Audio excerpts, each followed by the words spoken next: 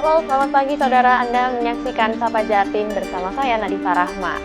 Saudara, ada banyak sekali perubahan pola kehidupan kita saat berpuasa, mulai dari aktivitas sehari-hari, pola makan, hingga pola tidur. Nah, ini juga menjadi tantangan terbesar kita ya selama bulan puasa adalah menjaga agar tubuh kita ini tetap sehat dan bugar selama bulan Ramadan.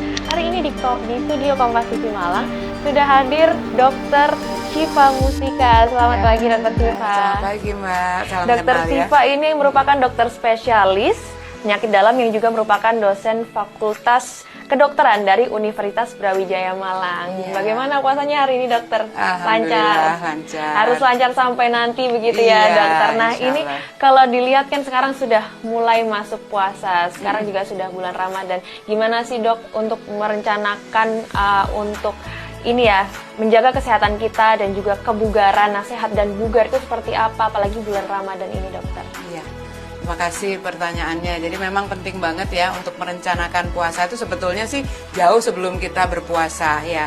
Jadi mulai dari pola makan kita ya, kemudian pola tidur juga penting. Dan biasanya sih kalau saya selalu menyarankan untuk orang-orang atau yang punya penyakit tertentu tuh sebelum puasa nanya dulu sama dokternya, boleh nggak berpuasa. Tapi nanti kita spill di belakang gitu ya.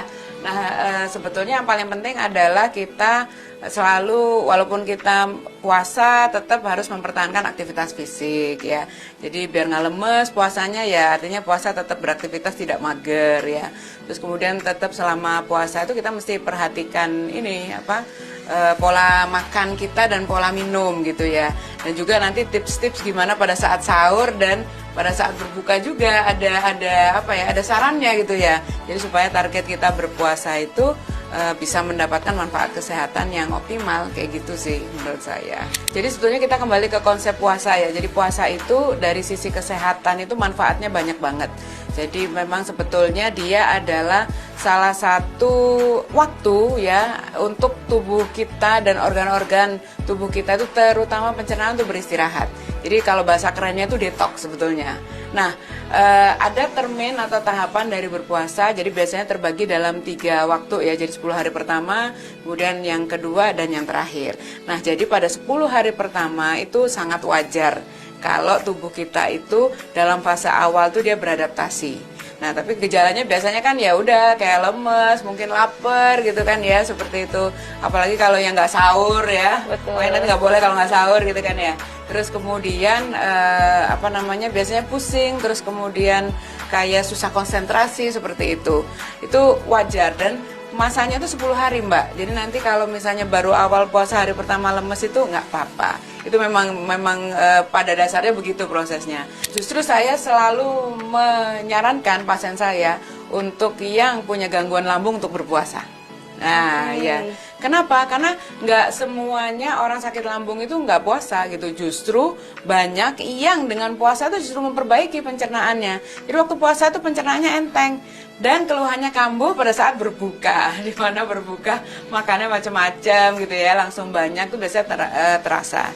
Kecuali memang ada kondisi tertentu, misalnya orang sakit lambung itu kan macam-macam ya, nggak cuma GERD, nggak cuma asam lambung ya, tapi ada juga penyakit tukak lambung atau mungkin ada penyakit liver berat yang ada manifestasinya ke lambung. Nah itu biasanya kita dokter akan menyarankan untuk tidak berpuasa.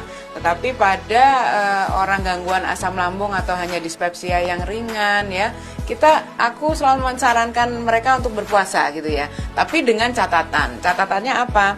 Kalau mereka mengkonsumsi obatnya harus rutin diminum pada saat buka dan sahur. Itu harus minum obat. Dan juga tentunya rekomendasi untuk pemilihan makanan dan sebagainya harus sesuai dengan saran dokter. Jadi apa yang menjadi pantangan, larangan ya jangan dilanggar gitu kan ya. Itu dan kemudian juga saran-saran yang lain biasanya tetap konsumsi air putih yang cukup gitu ya. Dan yang paling penting sebetulnya kalau memang ada keluhan, jangan lupa konsultasi sama dokter dulu, ditanyakan boleh nggak berpuasa. Dokter Syifa bilangnya kalau olahraga mending sebelum berbuka gitu ya. Nah itu kan perutnya kosong ya dok ya. Nah itu apa aman nggak sih dok? Aman nggak sih? Ya oke.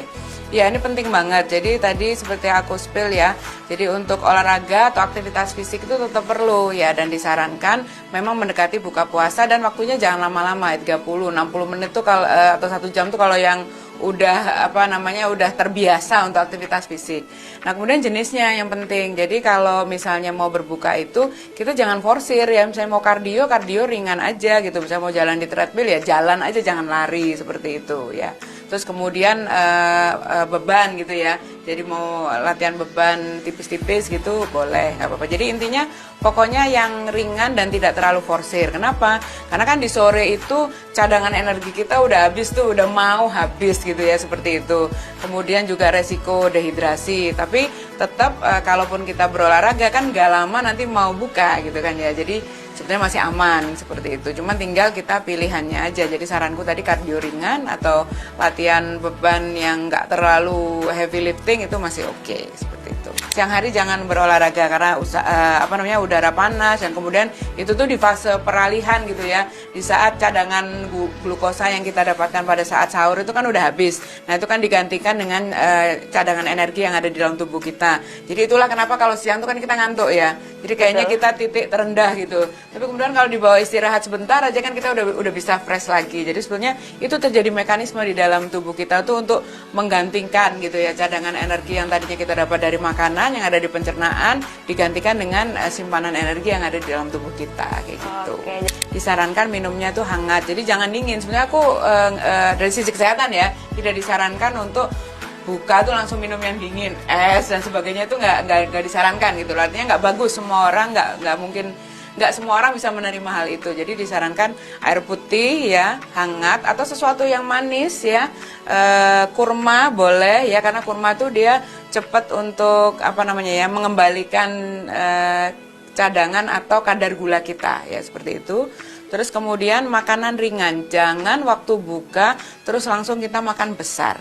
Jadi nanti lambung kita kaget. Tetap air putih itu adalah kuncinya supaya kita cepat fresh. Oke, air putih adalah kunci. Jadi itu yang pertama kali harus dimasukkan ke dalam tubuh saat buka puasa. Nah, saudara, dari yang disampaikan Dr. Syifa kita juga tahu ya bahwa puasa bisa dilakukan dengan aman, nyaman seperti itu jika dijalani dengan pola yang tepat. Tapi tetap harus menyesuaikan dengan kondisi tubuh kita masing-masing ya, begitu ya dokter.